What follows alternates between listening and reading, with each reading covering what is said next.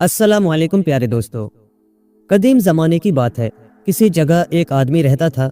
उसके पास 300 अशरफियाँ थीं। एक दिन उस आदमी ने इकलौते बेटे को, जिसका नाम अली जान था, अपने पास बुलाकर उससे कहा, बेटे, तुम जवान हो गए हो और मैं बूढ़ा हो चुका हूँ। मैं चाहता हूँ कि मरने से पहले तुमको तिजारत का काम सिखा दूँ। तुम कल ही ताजिरों के एक काफिले के साथ चले जाओ। मैं तुम्हें 100 अशरफियाँ देता हूँ। किसी दूसरे शहर में पहुँचना तो उस रकम को ऐसी वैसी बातों में मत उड़ाना। उससे अच्छी अच्छी चीज़ें खरीद लेना ताकि उनको यहाँ लाकर अच्छे दामों बेच सको। अली जान की उम्र अभी 18 साल की हुई थी। वो बड़ा नेक, होशियार और समझदार लड़का था। तिजारत का उसको कोई शौक नहीं था। उसकी आरज़ू थी कि कोई ऐसा हुनर सीख ले जिससे वो अपनी कुव्वत बाजू के बल बूते पर जिंदगी बसर कर सके। लेकिन जब उसके बूढ़े बाप ने तिजारत का काम अपनाने को कहा तो उससे बहस करने की उसे हिम्मत ना हुई। चुनांचे उसने अशरफियाँ ले ली और अगले ही दिन ताजिरों के एक काफिले के साथ सफर पर रवाना हो गया। कई दिनों के बाद ताजिरों का यह काफिला एक शहर में पहुंचा और एक कारवा सराय में ठहरा। उस शहर में एक बड़ा सा पार्क था।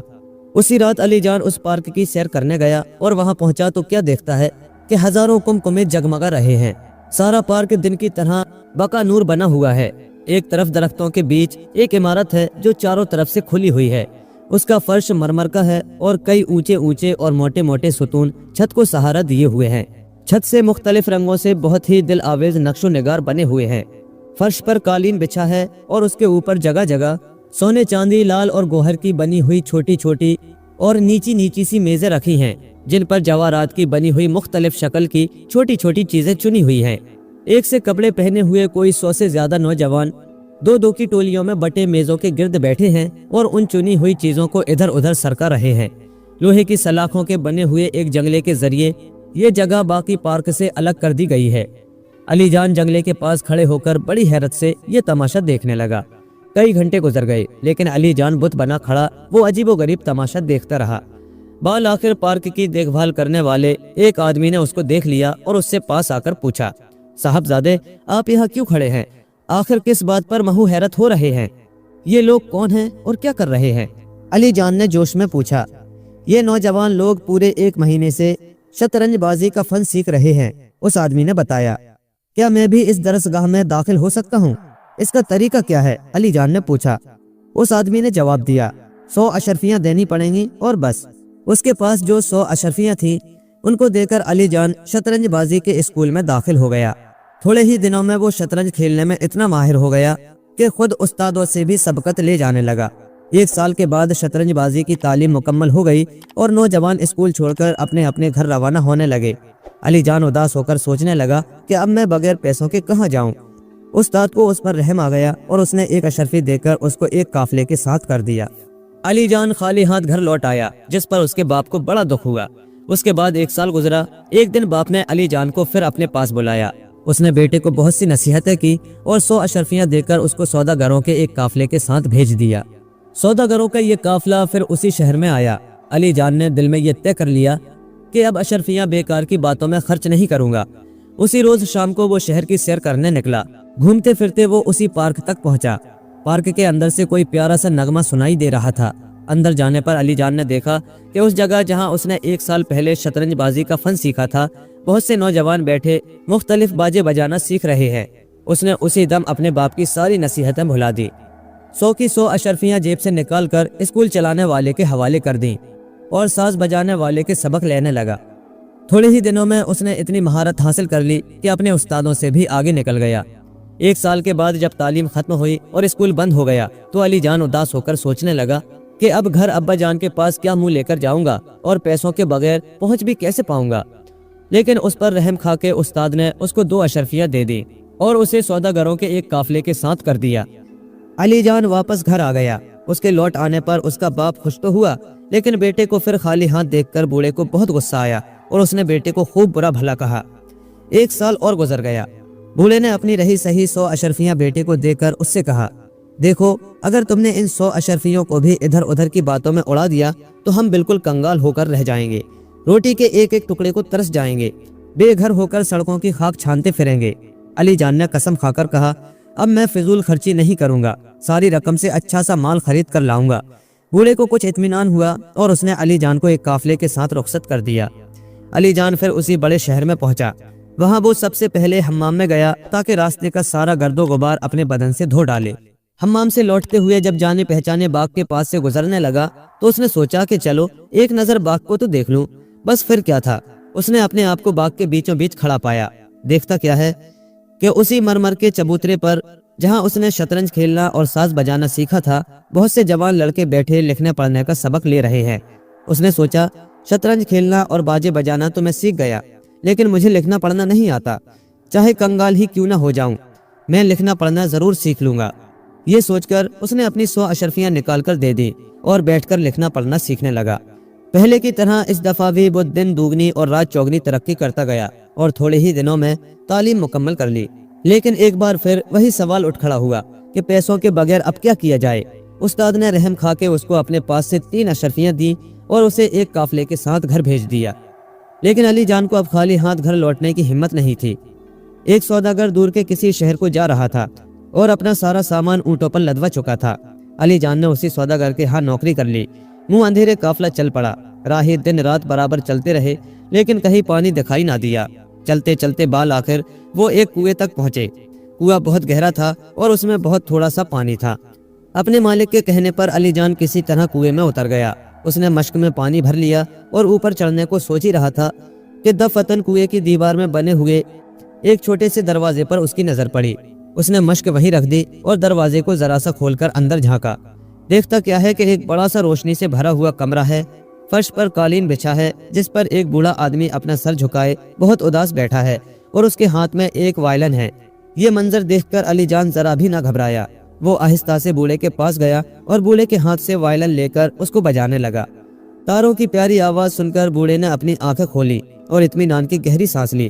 اس نے ادھر ادھر نظریں دوڑائیں اور علی جان کو دیکھا تو گھٹنوں کے بل چلتا ہوا اس کے پاس آیا اور اس کے سر پر پیار سے ہاتھ پھیرتے ہوئے اس سے پوچھا، اے آدمزاد، تم یہاں کیسے آ گئے؟ علی جان نے سارا قصہ کہہ سنایا۔ پھر اس کو قافلہ یاد آ گیا اور وہ چلنے لگا۔ بوڑھے نے اس کو روک کر کہا، تمہاری سب سے بڑی آرزو کیا ہے؟ میں تمہاری خاطر سب کچھ کرنے کو تیار ہوں۔ علی جان بوڑھے کی طرف بڑے تعجب سے دیکھنے لگا۔ میرا اکلوتا بیٹا مر گیا ہے، بوڑھے نے بتایا۔ 5 دن ہوئے وہ مجھے اکیلا چھوڑ کر اس دنیا سے رخصت ہو گیا ہے۔ میں غم کی شدت سے خود بھی مرنے کو تیار ہو گیا۔ کسی طرح اپنا غم غلط کرنے کے لیے میں نے وائلن اٹھا لیا، لیکن اس کو بجانا مجھے نہیں آتا۔ اگر تم کچھ تاخیر سے آتے تو میری جان نکل چکی ہوتی۔ تمہارے جادو بھرے نغمے نے میری جان بچا لی۔ تم چاہو تو میری ساری دولت لے سکتے ہو، بس اوپر چڑھنے میں میری مدد کیجیے، مجھے اور کچھ نہیں چاہیے، علی جان نے کہا۔ اس نے پھر ایک بار وائلن بجایا۔ اس کے بعد بوڑھے جادوگر نے سونے سے بھرا ایک تھیلا علی جان کو دے کر اس سے کہا، اپنی آنکھیں بند کرو۔ علی جان نے آنکھیں موند لیں اور ایک لمحے کے بعد جب اس نے آنکھیں کھولی تو دیکھا کہ وہ اوپر زمین پر کھڑا ہے اور قافلہ غائب ہے۔ وہ قدموں کے نشانات دیکھتا ہوا چل پڑا اور قافلے تک پہنچ گیا۔ سب بڑے حیران ہوئے اور پوچھنے لگے کہ تم اوپر کیسے چڑھ آئے؟ علی جان نے سارا حال بتا دیا اور جادوگر کا دیا ہوا سونے سے بھرا تھیلا ان کو دکھایا۔ قافلہ آرام کرنے کے لیے ایک جگہ رکا تو قافلے کے مالک نے کاغذ قلم نکال کر ایک رکا لکھا، اس کو ایک لفافے میں بند کر کے اپنی مہر لگائی اور لفافہ علی جان کو دیتے ہوئے اس سے کہا، میرے ایک بیٹی ہے جو بہت ہی خوبصورت ہے، میں اس کی تم سے شادی کر دوں گا۔ تم جلدی سے گھر چلے جاؤ اور میرے پہنچنے تک شادی کی تیاریاں مکمل کر لو۔ ہاں دیکھو، اپنی رقم سنبھال کے رکھنا، میں 3 دن کے اندر اندر گھر پہنچ جاؤں گا۔ اس نے علی جان کو ایک اچھا سا گھوڑا دے دیا اور راستہ بتا دیا۔ علی جان گھوڑے پر سوار ہو کر چلا گیا۔ علی جان بہت دیر تک رکے بغیر چلتا رہا، پھر ایک جگہ رک کر آرام کرنے لگا۔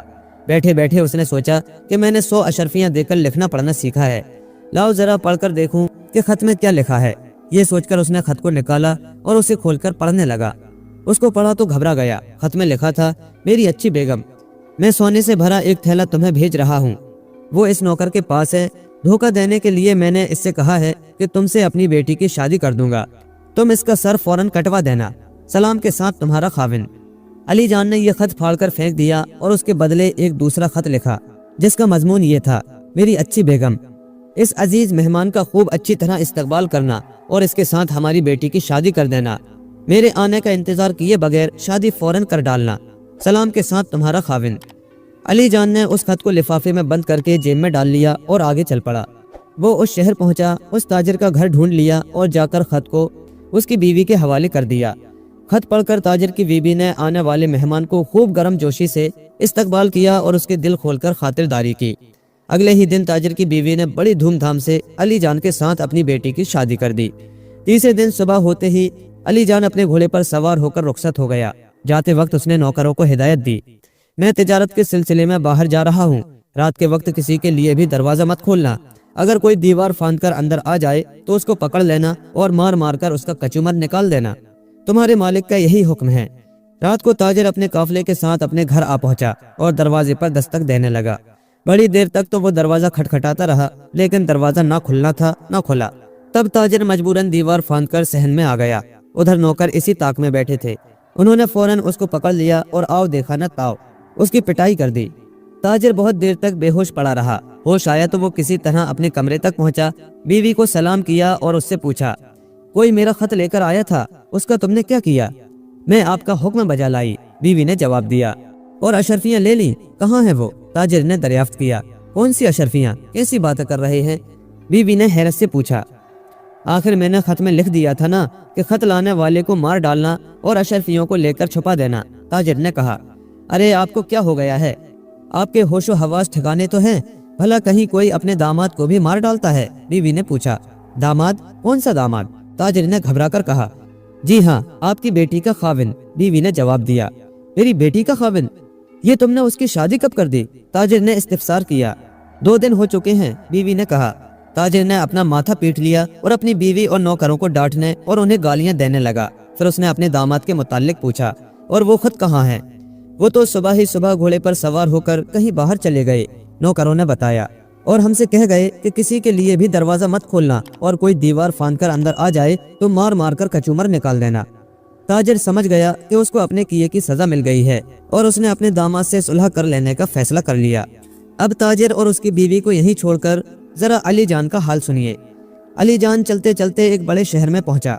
बाजार का दिन था और बाजार में ढिंडोरची ये ऐलान कर रहा था, ए लोगो सुन लो, फिर न कहना कि नहीं सुना। जो कोई शतरंज अच्छा खेल लेता हो शाही महल में पहुंच जाए। जो शख्स बादशाह के साथ 3 बाजियां खेलकर तीनों जीत लेगा उसको बादशाह अपने तख्त पर बिठा देगा, और जो तीनों बाजियां हार जाएगा बादशाह उसका सर कटवा देगा। अली जान दरबार में पहुंचा और कहा कि मैं बादशाह सलामत के साथ शतरंज खेलना चाहता हूँ। खेल शुरू हुआ। अली जान एक बाजी हार गया और 2 बाजियां जीत ली। दोनों फिर खेलने लगे। इस दफा बादशाह 2 बार जीता और 1 बार हार गया। फिर तीसरी दफा खेलने लगे। अली जान ने तीनों बाजियां जीत ली। बादशाह ने अपना तख्त अली जान के लिए खाली कर दिया और झुककर उससे कहा, लो अब तुम बादशाह बन गए, तख्त पर बैठ जाओ। नहीं, बादशाह बनने की मुझे कोई ख्वाहिश नहीं है, अली जान ने कहा। मैं तो अपने शहर जाकर लोगों को लिखना पढ़ना और बाजे बजाना सिखाना चाहता हूँ। अली जान वहाँ से चलकर पहले उस शहर गया जहाँ उस ताजिर का घर था। वहाँ से उसने अपनी बीवी को साथ लिया और अपने शहर के लिए रवाना हो गया। घर आने पर जब उसने अपनी सारी आपबीती अपने बाप को सुनाई तो बूढ़ा बहुत खुश हुआ और बेटे से कहा, तुम सचमुच बड़े होशियार हो। तुमने कितने ही हुनर सीख लिए और कितनी ही बार मौत से बच निकले। अली जान ने खाकसारी से जवाब दिया, अब्बा जान, एक जवान आदमी के लिए 70 हुनर भी कम होते हैं। प्यारे दोस्तों, कहानी कैसी लगी हमें कमेंट करके ज़रूर बताएं, और ऐसे ही मज़ीद दिलचस्प किस्से कहानियों के लिए हमारे चैनल को सब्सक्राइब करें और साथ ही बेल आइकन के बटन को भी प्रेस कर दें ताकि हमारे आने वाले नए वीडियोस के नोटिफिकेशन आपको वक्त पर मिल सकें। शुक्रिया।